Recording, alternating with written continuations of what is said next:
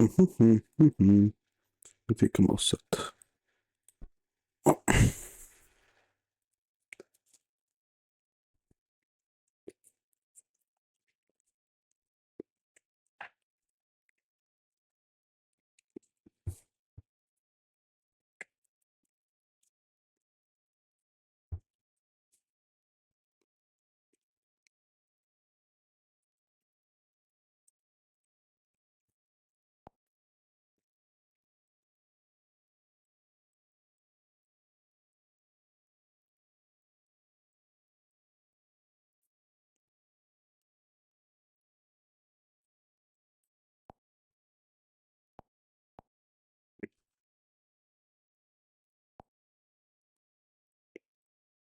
Hey everybody, how's it going? Hope you're having a lovely day.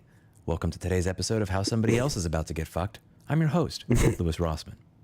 I always prefer the videos that start with something else than how you're getting fucked. Today, it's gonna be how somebody else is getting fucked. We're gonna do it now. Let me excuse next. On the channel 2 years ago, somebody was doing a small YouTube channel that does really good videos of his off-road adventures, and he also did a couple of reviews of the battery that he was using for one of his off-road vehicles. This battery had a lot of problems, and many people were reporting problems too. What I found when I looked into this, after we realized that the company was suing the YouTuber, is that they were not being very honest about their products. When I looked at their website, I saw that it said that if it fails to deliver less than 70% of the rated capacity, then it's covered under warranty. Policy last updated June 14, 2021. Yet when I was able to look on an Australian archive website, I saw that the policy had the same update date, but it said 80%, not 70%, 80%. They thought that by wiping this information from the web archive, it was done. There were actually many other archiving websites out there that had this information. Upon looking into the case further, I saw that the Australian government actually commissioned studies of different lithium batteries, and their batteries were literally some of the worst, measurably speaking, in the entire country of Australia. This company just decided to continue doubling down, and they continued to keep their lawsuit alive. And in the end, they lost. Everybody in the community did a lot of research on this company. We found every little bit of dirt on that company, and in the end of it, there were people like Carl who did almost 1 hour long videos going over everything that I missed from my research. My video, I probably did 3 or 4 hours of research for. This video was like 30 hours of research. One of the great things about the internet is when the person who did the right thing gets fucked over by a large company. What I love seeing happen is the internet come together and not bully somebody, but simply say, you lied on your website, and now you are suing somebody who pointed out the honest truth. Let's look at everything we looked into about you. The internet did what they did best, and that gentleman lost the case, and now he owes that official over $100,000, which I think was a great win. It looks like other companies looking to find out what happens. One of the people that was named in that case with TCS was Will Prowse. Will Prowse is a YouTuber that goes over do-it-yourself solar stuff. He's really into living off grid and having your own independent infrastructure, and makes a lot of how-to videos on how to create that type of infrastructure if you want to live off grid and have your own energy. I think it's pretty cool. I haven't gotten into that myself yet. Something I'd like to look into at some point, but I've gone back and forth with him a little bit on the DCS battery thing, and it looks like he is now being sued by a different battery company. This is a very interesting case to me because when I read it, it looks like, and I haven't gotten time to read through every single little bit of it. This is just what I'm seeing from a distance. But from the email that I received here, I will read and I quote from a viewer. Essentially, they use plastic within a stack between a copper bus bar and brass terminal, held together with an aluminum bolt, not just on one terminal, but honestly, it's every connection throughout this battery. One version actually uses clamping force of the plastic case to hold electrical connections together. These batteries are melting down. The thermal expansion of these materials leads to inevitable loose connections, which when they get hot, the plastic softens further, loosening the connection. I'm a battery slash solar slash inverter distributor. We always tell customers to things in the current carrying path, even teaching customers to put a flat washer between a battery cable and a battery terminal. It's just common sense to not increase resistance to the current path. In my opinion, it's planned obsolescence. Dragonfly slash Battleborn are calling it a safety feature and have doubled down with a white paper on how the oxide layers on the bolt create a safety disconnect. I have never heard of this shit in my life. Well, it's not really a disconnect because the oxide is so thin. And I totally disagree because these batteries are meant for RVs. If I break going down the road, which will break down the tiniest oxide layer, they're saying is a feature. Of course, this failure is not covered under warranty. The company blames the customers for making poor connections that leads to too much thermal heat. Here, I'm just reading an email from a viewer. This is not my personal opinion. But here's what I want to say about that. I'll be looking into this matter very close. I don't know Will Browse very well, but on the matter of reviewing things on YouTube in an honest fashion and being upfront with our audience, I would consider him to be a personal friend. And I don't like seeing a company try to fuck somebody that's in that position. So I'm going to give Dragonfly and Battleborn a deadline by Friday. Drop this lawsuit by Friday. And if you do not drop this lawsuit by Friday, the last time somebody tried to sue me for defamation, their lawyer fired their clients within 1 day. As you are watching this video, tens of thousands, of hundreds of thousands of people are digging through every single thing that your company has ever said or done, every single statement you have made online, every single part of your terms of service, every single customer that's had a problem with your products. They are ripping your products apart as we speak to find every single piece of evidence that can be used against you in a court of law. And above all, they're looking for every single piece of evidence that can be used to ensure that other customers are informed on how your products work so that they never buy your products again. Right now, as we speak, tens of thousands, of hundreds of thousands of people are digging through every single thing you've ever said online. Everything on your website and archive, every guarantee, every state, city, and federal law regarding the sale of batteries. They're opening up batteries that people have. You're gonna see people start doing failure studies where they offer to purchase batteries that have failed from customers that had issues and send them to labs that are going to analyze the failure methodology and write a report they're going to use on the court against. Image Next is doing some bamboo. Maybe we can start by doing this to you. I wonder what we find. This is what I do. It's what I love. It's what I enjoy. It's what wakes me up in the morning. When a company tries to sue me for defamation because I told the truth about how they do business, I get their lawyers to fire them in less than 1 day. Not client drop the suit. Law firm drops the client. This is what I do. This is what I love. And while I don't want Will Prowse, he's a good man, has to go through a bunch of bullshit for no good reason, I'm kind of hoping you don't drop the suit because I would have some fun. And this is fun for me. It may not be fun for you. It's definitely not going to be fun for you. It's going to be fun for me. Me personally, I enjoy seeing bullies go bankrupt. I find it to be a lot of fun. I have one battery company already. That's like it too. This is not the way to engage. I highly suggest that you change course. But if you don't want to change course, fuck around and find out. You have until Friday to drop this frivolous lawsuit against Will Prowse. If you do not drop the frivolous lawsuit against Will Prowse, I begin having fun. That's for today. And as always, I hope you learned something. DCS batteries version 2. It's gonna be fun. See you in the next video. I love videos where I end smiling. They're my favorite.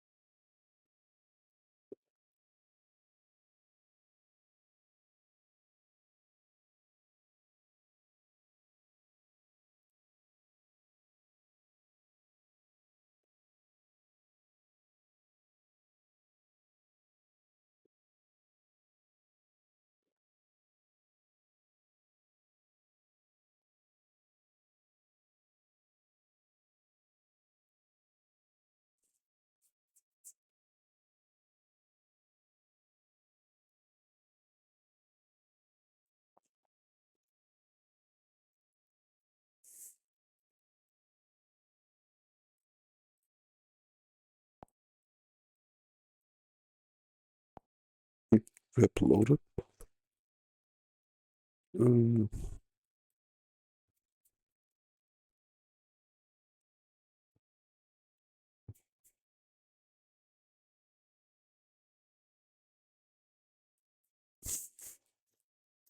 Okay, can watch again, I guess. For our next segment of huge news you've absolutely never heard about, the world is getting ready to welcome a new country to the map. Within the Indonesian archipelago in Southeast Asia lies the country of Papua New Guinea. And within Papua New Guinea sits the small autonomous island of Bougainville. After an incredibly long struggle, the island, roughly the size of Puerto Rico, is set to become its own nation in 2027. To understand why, we'll need to turn back the clock, because the history of Bougainville is basically the plot of a Far Cry game. The island first got its name from the French scientist and explorer Louis-Antoine de Bougainville, who became the first European to encounter the island in 1768. Bougainville would eventually be colonized by the German Empire, who would have to hand over the island to the Allied powers after World War I. The British then handed the governance of what would become modern Papua New Guinea to Australia. By this point, the British were so good at colonizing that even their colonies had colonies. As Australians are basically just tall dwarves cooked in the sun, they immediately started looking for precious minerals. And you better believe they found some. The island of Bougainville hosted an enormous stockpile of 20 million ounces of gold and 5.3 billion tons of copper. This $90 billion discovery was a huge find for the island, being worth approximately $750,000 for every resident. The Rio Tinto Mining Corporation would go on to set up Panguna Mine, and like every undeveloped place on Earth blessed with natural resources, Bougainville would be cursed. The Bougainville copper project has been described as the largest grassroots mining operation in the Arctic. 90,000 tons of ore will be mined and processed each day. A scheduled production rate will be maintained for 25 to 30 years. As you might have guessed, the locals didn't enjoy the profits of these impressive natural resources. Despite the mine being responsible for an estimated 12% of Papua New Guinea's GDP, the indigenous people of Bougainville received less than 1% of these profits. Meanwhile, the government of Papua New Guinea was more than happy to accommodate the Rio Tinto Mining Corporation, themselves enjoying a 20% ownership stake in the mine. At one point, the Panguna Mine accounted for 45% of Papua New Guinea's natural export revenue. Along with this, the local population was seeing an influx of foreign workers from Australia and Papua New Guinea who earned high salaries from extracting these resources out of the ground. By the 1980s, Bougainville was importing more miners than Jeffrey Epstein. If the severe wealth inequality wasn't enough, the Panguna Mine went on to cause significant environmental damage, as well as cancer and birth defects in nearby residents. The people of Bougainville were now getting passed over for high-paying local jobs. They were giving away 99% of the riches beneath their feet, and the mine was now actively shortening their lifespan. In 1989, the island reached a boiling point, with the separatist movement taking up arms to gain independence from Papua New Guinea. 15 to 20,000 people died over the following decade, and the mine hasn't reopened ever since. By this time, Papua New Guinea was officially independent from Australia, but the two nations had a close relationship. Australia officially supported Papua New Guinea's campaign against the Bougainville separatists, but declined to provide any military support. Perhaps the defining moment of the conflict was when Papua New Guinea's Prime Minister Julius Chan secretly hired a UK-based mercenary company to help recapture the Panguna Mine. Ultimately, the plan leaked to the Australian press, which nearly ended in a military coup within Papua New Guinea. Years later, it was alleged by Papua New Guinea's Prime Minister Michael Somare that the Rio Tinto Mining Corporation helped fund the conflict to regain control of the mine. Here's what he wrote in a previously unreleased affidavit written by Somare when he was opposition leader in 2001. Just keep in mind that BLC refers to a subsidiary of Rio Tinto. In Somare's words, quote, because of Rio Tinto's financial influence in Papua New Guinea, the company controlled the government. The government of Papua New Guinea followed Rio Tinto's instructions and carried out its requests. BCL was directly involved in the military operations on Bougainville, and it played an active role. BCL supplied helicopters, which were used as gunships for pilots, troop transportation, fuel, and troop barracks. It is my opinion that absent Rio Tinto's mining activity on Bougainville or its insistence that the Panguna Mine be reopened, the government would not have engaged in hostilities or taken military action on the island. This would be backed up by a statement by a former separatist fighter in 2011 who stated, quote, we knew that BCL was financing this war on Bougainville because when we were fighting, all BCL vehicles were being used by the security forces. In 2011, a Rio Tinto executive called these accusations completely unfounded. When a peace agreement was eventually struck in 2001, the primary condition was that a referendum on Bougainville's political status would be held within 20 years. Despite the peace deal being signed, some key figures within Bougainville's separatist movement would maintain loyalist militias. The two most notable are Francis Ona and Noam Msinku, who both declare themselves kings of their respective regions. As we previously mentioned, Bougainville is basically the setting of the Far Cry game. As promised, the referendum for Bougainville's independence was held in 2019, with over 98% of the island voting for full independence. In 2021, an agreement was reached that Bougainville would be granted independence by Papua New Guinea in 2027. Although the political will for independence is strong, owing largely to the island's cultural identity, the practical challenges for this transition will be enormous. Being an independent nation requires a hugely expanded system of administration, customs, and border control, and central banking arrangements. This isn't even considering international recognition. It should also be noted that although independent sentiment is extremely popular, Bougainville is incredibly reliant on Papua New Guinea. In terms of security, the island doesn't have a standing army, so it's entirely unclear whether it plans to build its own, or just ask Papua New Guinea to do the solid. Alternatively, if they pointed out how close they are to China, Uncle Sam would have a military base operational on the island within 3 to 5 business days. There's also the issue of Bougainville's economy, because in terms of money, they have no money. Owing to the island being critically underdeveloped, Papua New Guinea funded 93.4% of Bougainville's 2024 budget. According to a 2025 report by the Lowy Institute, there are approximately 400 people working in Bougainville's public service. The report details how these 400 people often work in rented and dilapidated buildings, with the government suffering from high levels of absenteeism, corruption, poorly trained staff, and a huge lack of funding. It takes a lot more than 400 people to run a country, especially when it takes 10 times its internal revenue just to maintain basic government functions. Being a brand new nation isn't easy, no matter how you slice it. The most recent country recognized by the UN was South Sudan in 2011. In the immediate aftermath of its independence, South Sudan struggled with economic instability, corruption, and a war that went on to kill 380,000 people. To have any hope of succeeding, Bougainville will need serious help to even function at a minimum capacity. As for what the new nation will mean for things like UN voting, maritime trade routes, fishing rights, and the still shuttered Panguna Mine, only time will tell. As always, we'll provide an update if necessary. But our team would like to preemptively congratulate Bougainville for finally earning their hard-won independence. In the meantime, if the Bougainville government needs someone to write a national anthem or design an epic flag, they know where to find us.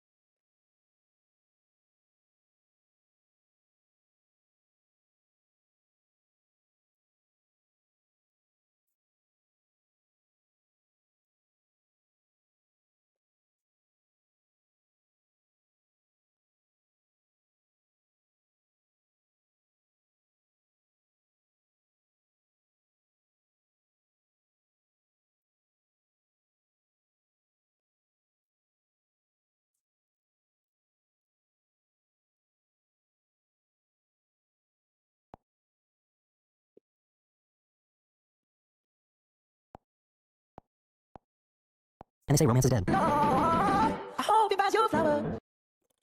didn't know what.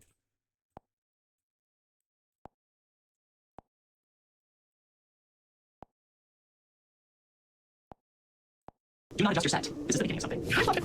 Television in the 1990s was a time of great change and bold experimentation that really pushed the envelope in what was deemed acceptable. I thought this never happened. This is not going to happen. They can't do this in 17. This gave the medium more agency than arguably ever before to really focus on the human condition, warts and all. Just let us help him. fastest way of dealing with pain, make it busy. At the same time, it was also a period that emphasized continuity, providing an alternative escape to the idealized family values that people could always rely on. It was a time where everything was possible, but also wasn't. Are you familiar with the so-called X-Files? I believe they have to do with unexplained phenomena. How did this all come to be? What made television in the 90s the way that it's been remembered? What were the cultural forces that brought the things that you were once never supposed to see right into your living room? Today we'll be diving into the shared experience that both defined a young generation and helped create a whole new one. This is the one where we talk about television in the 1990s.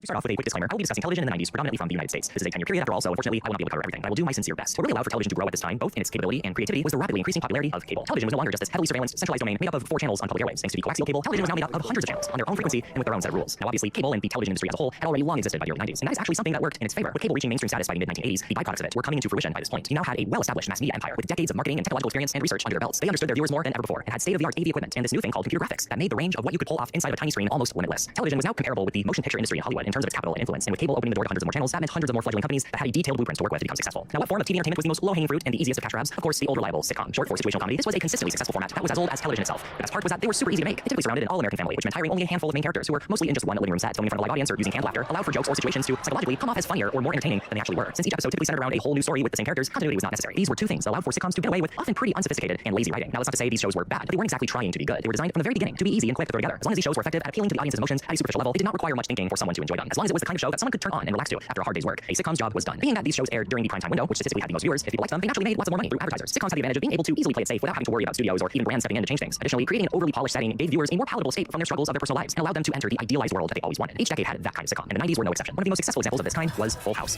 Although it started in 1987, its popularity in one time was predominantly in the 90s. It was essentially the Leave It to Beaver of its time, a show about a wholesome, all-American family with adorable children who go on childhood adventures and where the adults encounter conflicts that are rather saccharine. In fact, whenever these types of shows had episodes that did focus on real-world, even disturbing issues like drugs and alcohol, they were marketed as very special episodes. This was when things were really about to get serious. You wouldn't want to miss it. Even then, things would typically get resolved in about 22 minutes, with the characters learning valuable life lessons or adhering to family values. They were a shining example of that era's status quo. Once again, this is not a slamming of sitcoms as a form of entertainment. Not only are sitcom creators aware that this is a lowbrow format, they embrace it. That is the charm of sitcoms. They are unsophisticated, which in turn makes them very prolific and profitable. It is a big reason why it is a formula of television that remained rather rigid over several decades. Some things just never change until they do. As successful as these sitcoms still were, there was still a growing sense of fatigue towards them. With the continuing rise of television media, there was now more opportunity for both network and cable channels to create sitcoms that sort of flipped this format on its head, or even pushed it to create something rather unconventional. This led to the rise of a very unusual show known as Seinfeld. Now, Seinfeld is often classified as the show about nothing. What are you doing? I got okay to work. That's a show. That's a show. Now, this is not because the episodes didn't have any kind of plot, because they most certainly did, but rather there was no overarching plot. There were no character arcs, no themes, no life lessons. It was really just a group of friends who act very selfish, don't learn anything from their mistakes, and overall just partake in unadulterated insanity. Episodes would instead just center around the very mundane yet relatable, embarrassing moments and inconveniences of daily life. An entire episode could be about waiting for a table at a Chinese restaurant, trying to get soup from a renowned vendor who's also just a total jerk. Or the entire crew having a contest for who can go the longest without pleasuring themselves.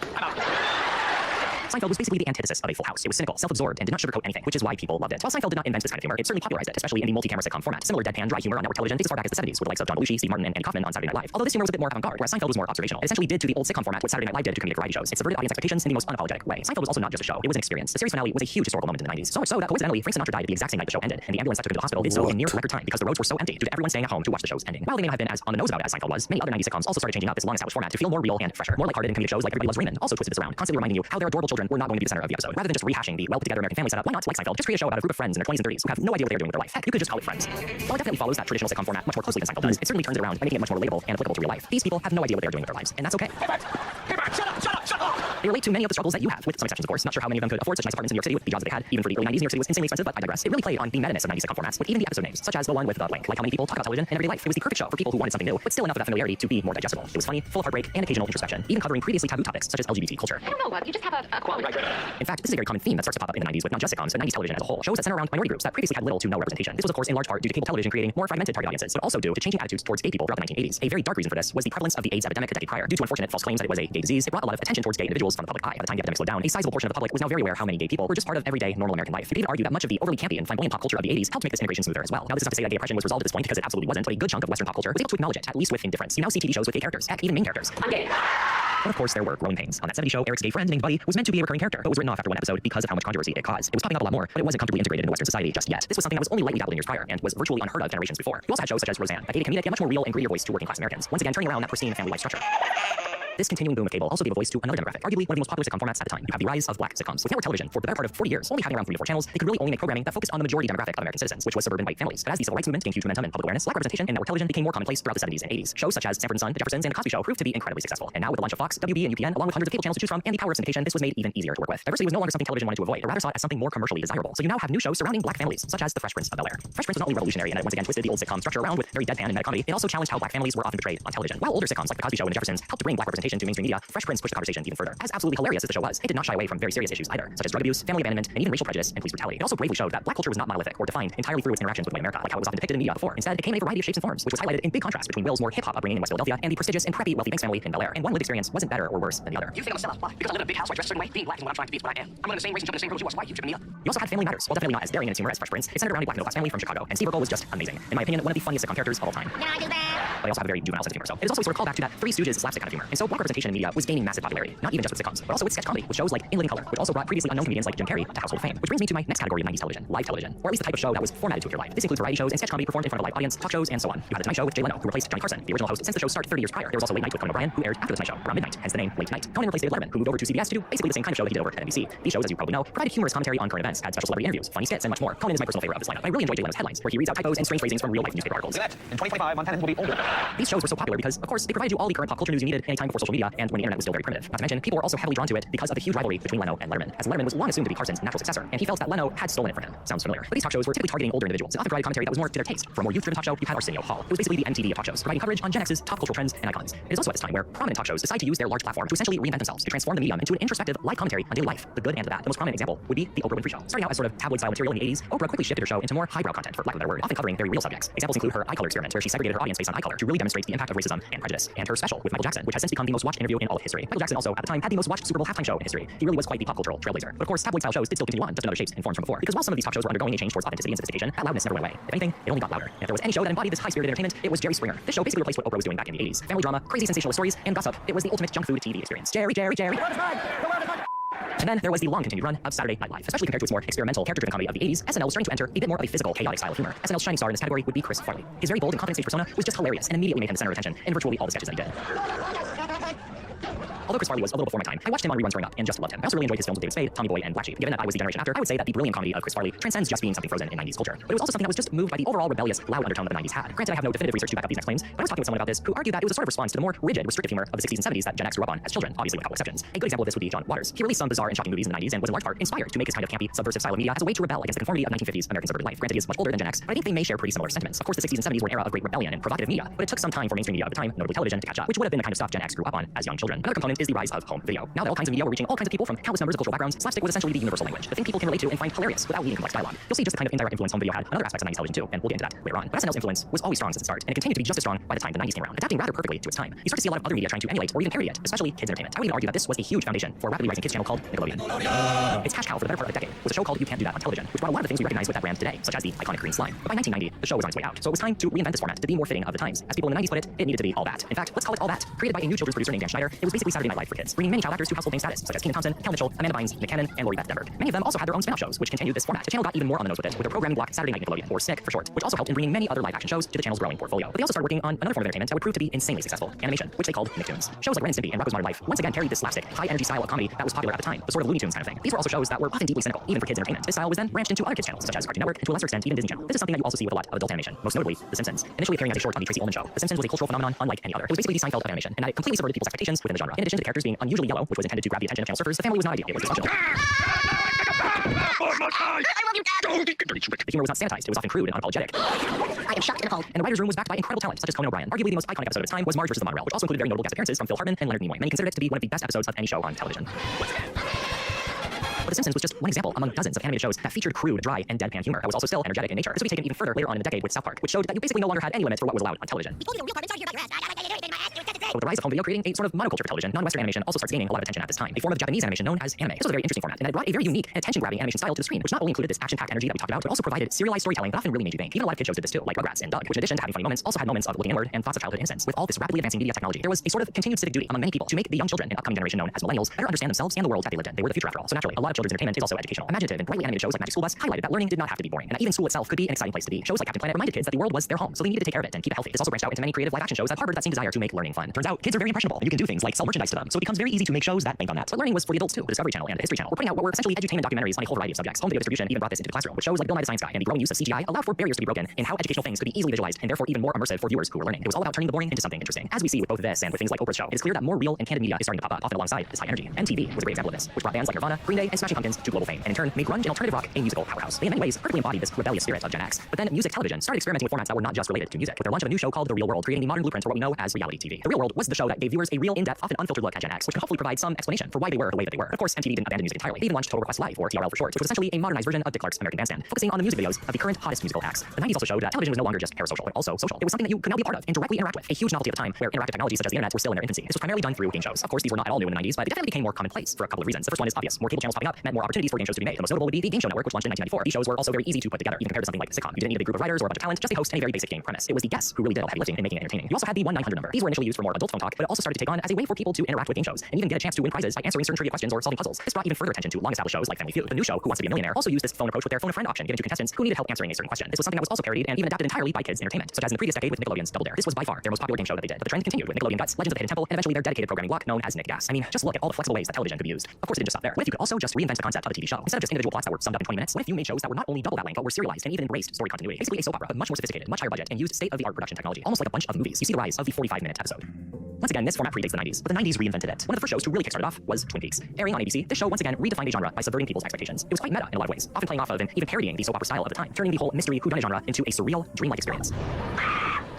The plot itself even acts as a sort of Trojan horse. Viewers getting into it for the first time think it's about finding out who killed Laura Palmer, the central figure of the story. But as they watched it, they soon realized it was so much more than that. Twin Peaks was not just something you watched, it was something that you experienced. This would no doubt have influence on other mystery shows, such as The X-Files, another cultural behemoth of its time, that once again blended mystery with the surreal and the uncanny. Do you believe in the existence of extraterrestrials? What I find fantastic is any notion that there are answers beyond the realm of science. The answers are there. You just have to know where to look. That's why they put the I in FBI. This wasn't just limited to mystery, though. It was a very flexible genre for things like historical fantasy, period pieces, comedy, and drama. HBO would very quickly become a popular face of this format with The Sopranos, which aired later on in the decade and is often credited as kickstarting the second golden age of television. In fact, it is also at this time where you see a rise in teen dramas, such as Dawson's Creek, Buffy the Vampire Slayer, and later on Freaks and Geeks. This is no surprise, given all the things we just talked about and the kind of agency and voice that these types of shows gave to young people. And lastly, television in the 90s did something that it arguably would do for the very last time in a centralized environment. It provided a shared experience, not just within entertainment, but for those observing the world in real time. This is something that would really change in the 2000s, with the rise of a whole new internet made up of social media, where people were no longer getting their information from the same sources, because it was the 90s that brought us the very first war to be broadcast live. Unlike Vietnam, which was pre-filmed and then aired later on, this real-time television experience is what really made a channel known as CNN a news powerhouse. You could say that the 90s was truly the last time where everyone could really witness the same thing at the same time, like when the entire world watched the trial of O.J. Simpson unfold and the absolute rollercoaster that it was. This was real life, not a movie, but it was certainly all playing out like one. It is finally official. Murder is legal in the state of California.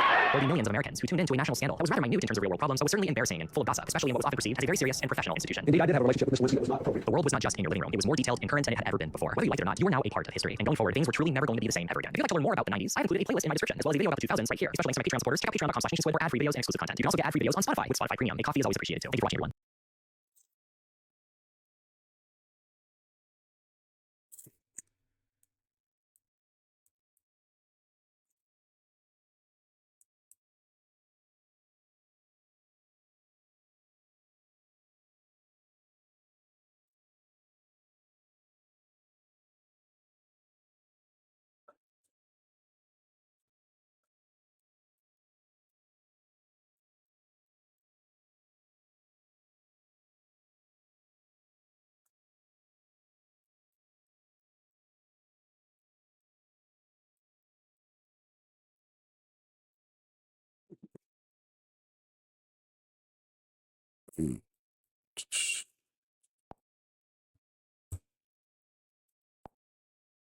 What's up, guys? Welcome back to news. Yesterday, we did that Sony State of Play that ran for a bit more than 70 minutes, and reactions are blowing up all over the internet as people are already wondering why was this in theaters, but we'll go over that here today. Also, we're already talking about that new Maverick Games racing title that was fully revealed called Clutch, and how it seems to be a bit more than most respected when it comes to something like Forza Horizon. And we also had a really, really cool collection and a full remaster that was announced going back to the old days of Toy Story on the PlayStation 3. But we'll go over all that and more. Guys, if you enjoy these videos, hit that like button, subscribe, and if you're new to the small channel, make sure you subscribe down below. Guys, we're every weekday morning 8 Eastern time going over the world of game news, trying to keep you updated so you know notification. There's probably a video to check out. We're gonna start today late at 0, which was aiming to come out in like that first week or so of September. But as we were going through that State of Play, it was there, and then after the State of Play, we got word that the game was actually being delayed. Now, this you can see over on their social media accounts saying at the same time, I want to share another update. Blade Zero will now launch on October 29, 2026, moved from the previous date of September 9, 2026, about 50 days, or almost 2 months. And they do explain some of the reasoning around this as they're working to say a number of character mods, rework many environments across the game. And while that's great, I don't know if like 50 days is going to necessarily be enough. They kind of discuss that a bit, like that won't solve everything, but it gives us time to put a number clearly find genuinely important improvements. Might wondering why they push that a little further. Well, then they start to work in November and like right against GTA 6, and as we're going to see in the State of Play, it's pretty clear many third parties are kind of trying to stay away from that massive release that'll be happening right around the 3rd week of November. There you go, Blade Zero delayed almost 2 months. Also, we had an interesting title pop up on Steam, just kind of randomly playtest. You can see here that's Super Ukulele Card. It's a playtest that their last recorded update was June 2nd, 2026, so yesterday. And I looked at the artwork and it's Super Ukulele Card. Looking at ukulele, obviously trying to be like a 3D platform from way back in the day, you know, the N64 time period sort of. So yeah, I guess the next evolution would be a kart racer. Why not? And I mean, kart racers are fun, right? You know, kind of arcadey like nature to them. I don't know if there are other like literally like memorable characters from ukulele where you fill out into a kart racer. I'm not sure, but maybe they do guest characters or something, or maybe they just genuinely have an idea for a really fun little kart racing game. But it seems like they're at least testing it, and the way the artwork looks maybe set to make a full announcement here soon. Oh, we have some good news when it comes to Mina Hollow. There was a lot of concern leading up to its release that this is going to make or break Diablo games, and they were even floating the idea of being disappointed. It didn't sell a million copies. Well, like you can see now, this is over on Bloomberg from Jason Schreier saying that the game has sold 300,000 copies in its first 3 days on the market, and like it was topping the switch to sales on the eShop. And so this I think checks out. And you know, 300,000 copies, they say that's enough. They won't be seeing them make cuts or having to pare back on some other projects. They seem like they're in good shape here, and just based on the sales velocity, 300,000 copies in 3 days. I mean, this is easily going to sell a million copies, I think, pretty quickly here. So that's good news. Mina Hollow, cool game. I'm still playing through it. It's one of those titles where I'll play like 3 minutes here, an hour there, and most likely as I go through say the month of June into July, I'll probably wrap it up then. But at least for now, it's very enjoyable. I expect people say like the Zelda mix with the Souls format. And guys, some quick news. Let's get into the big stuff. Let's start right away. That Sony State of Play didn't run actually a bit more than 70 minutes, and there were a number of games there. However, there were many titles that we already knew about. We just sort of needed release dates, and so there were some big reveals coming out of Sony from a first party perspective. But we'll talk about some of the reactions as the thing wrapped up. We'll go line by line here, starting at the top with Wolverine. This I think is a good way to kick things off. I mean, because when the action immediately like